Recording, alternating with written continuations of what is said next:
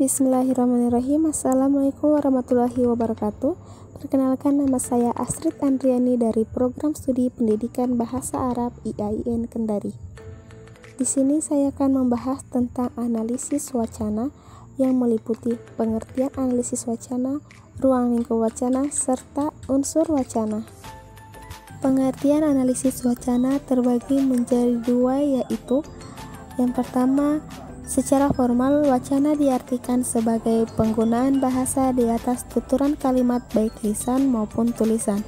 Dan yang kedua, wacana adalah penggunaan bahasa yang terdiri atas rangkaian beberapa kalimat yang menggunakan pengertian utuh. Dalam bahasa Indonesia dikenal beberapa macam wacana, yaitu narasi, deskripsi, eksposisi, argumentasi, dan persuasi. Wacana berbeda pemaknaannya dengan teks. Teks lebih berorientasi pada bahasa tulis, namun kadang-kadang orang menggolongkan teks sebagai bahasa lisan, sehingga munculnya beberapa pertanyaan seperti apakah sama wacana dengan teks, serta apakah wacana dapat menjadi teks dan teks menjadi wacana. Untuk jawaban pertanyaan yang pertama, wacana adalah penggunaan bahasa secara fungsional, sedangkan teks adalah tulisan yang membuat ide gagasan penulis atau pengarang. Dan untuk jawaban pertanyaan yang kedua, teks menjadi wacana pada saat dibaca, sedangkan wacana bisa menjadi teks apabila ditulis dan tidak dibaca. Untuk mengetahui teks lebih jelas, kita bisa lihat dari pengertian teks dalam bahasa yang terbagi menjadi 3.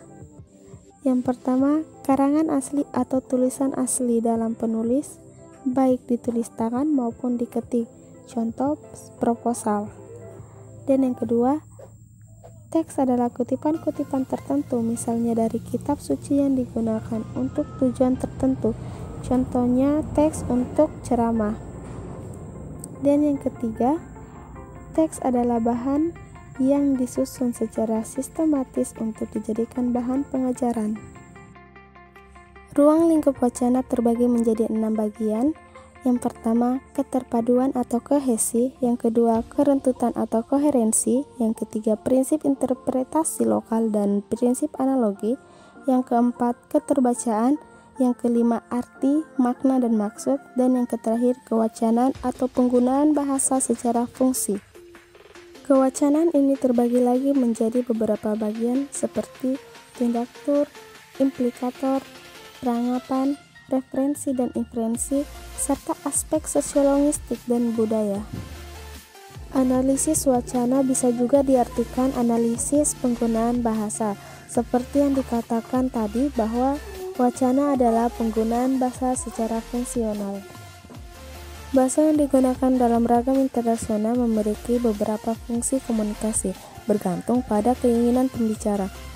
Halliday mengemukakan beberapa fungsi bahasa seperti: yang pertama, fungsi bahasa instrumental, artinya bahasa digunakan sebagai alat untuk mencapai tujuan tertentu, contoh, belajar bahasa Inggris. Yang kedua, bahasa berfungsi regulatori, artinya bahasa digunakan untuk menasihati orang lain dan untuk memberi petunjuk. Yang ketiga, bahasa sebagai alat ekspresi diri, keluh kesah, curhat, menyatakan cinta, dan memuji orang. Yang keempat, bahasa berfungsi sebagai alat interaksi untuk percakapan, berkomunikasi dengan seseorang. Yang kelima, bahasa berfungsi sebagai media deskriptif, contoh, mengajar, ceramah, menyiarkan berita. Yang keenam, bahasa digunakan sebagai pemerolehan dan pengembangan ilmu pengetahuan. Yang ketujuh, bahasa berfungsi sebagai imajinasi. Dan yang terakhir, fungsi religius. Menurut Profesor Ahmad Tola, bahasa yang digunakan dalam kegiatan keagamaan. Selanjutnya yang terakhir, unsur-unsur sebuah wacana formal adalah: yang pertama, kohesi, yang kedua, koherensi, ketiga, semantik, dan yang terakhir, keterbacaan. Baiklah, mungkin hanya itu pembahasan yang bisa saya sampaikan. Semoga bisa bermanfaat dan menambah pengetahuan kita semua. Lebih dan kurangnya mohon dimaafkan. Wabillahi taufiq wal hidayah. Wassalamualaikum warahmatullahi wabarakatuh.